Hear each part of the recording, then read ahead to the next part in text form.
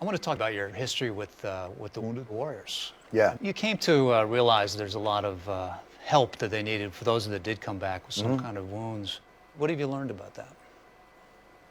I was so impressed with all that they could do, and the resilience and the tenacity and the intelligence and the compassion, and just the impact on me is the same as it was from the first day I walked into one of those hospital rooms, which is kind of quiet awe. What about sports?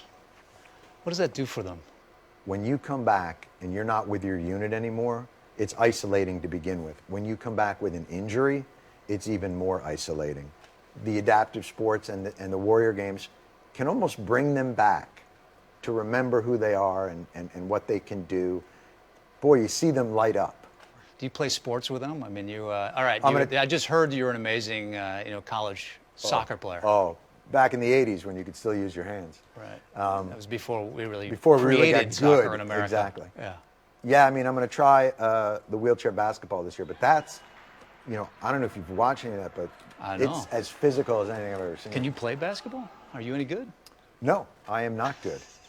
But You're the entertainer? I can sit. So I'm gonna hope that they're not gonna make me, do too much. Because you're a Mets fan. Oh, you had Mr. Met, hugely controversial.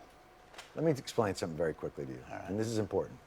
So Mr. Met, he did give the finger to some fans, but the stress that he is under as the quintessential Met fan, not to mention, the man has a baseball for a head. That's a terrible condition that we know very little about. Not only does he have a baseball for a head, his place of work is filled with his natural enemy, bats.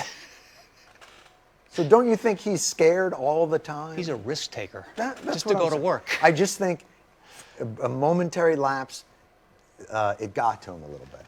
Controversy also in the sports is, Kaepernick, for example. Yeah. In terms of the national anthem. Yes. What do you think about that? The fact that he's now blacklisted out of the NFL for taking a protest And stance. what he did. You honor the veterans that served the country, and then there's a national anthem controversy. I don't think that in any way he was trying to dishonor veterans and their service. He was drawing attention to a community that's felt underserved. I find it very hard to justify a world where people who commit domestic violence and all kinds of other offenses are welcomed with open arms onto teams, and a guy who did a silent protest, that person is somehow scorned. What do you think about using marijuana in the NFL? A lot of pain. Oh, I know, I can tell. I'm down with that, whether it be in the NFL or Yeah, I know. I read some of your history in college. USFL, whatever. Look, we have an enormous opiate addiction problem in this country. And if you're an athlete like that and you're in tremendous pain, they are feeding you opiates. So the idea that marijuana is somehow illegal and can get you suspended, but being shot full of Vicodin and having your fingers tied together because your joints are busted and sending you back out there is completely fine, doesn't make a whole lot of sense to me. The NCAA and the money gap.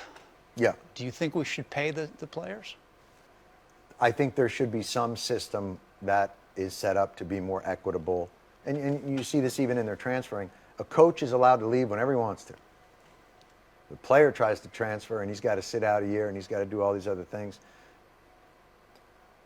We've got to recognize this is a billion and billion dollar industry, and something should be done to protect these athletes' livelihoods outside of that college. And I know you say, well, it's a college education, but that's been somewhat, that's a trope.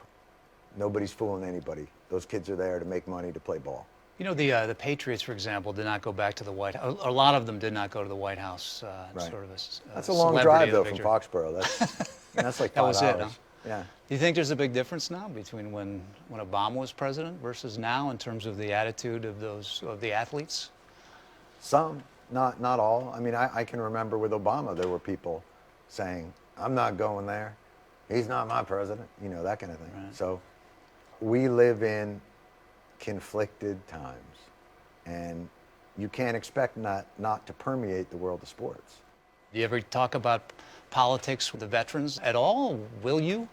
I prefer to talk to them about their lives, their families, their wounds, their recovery.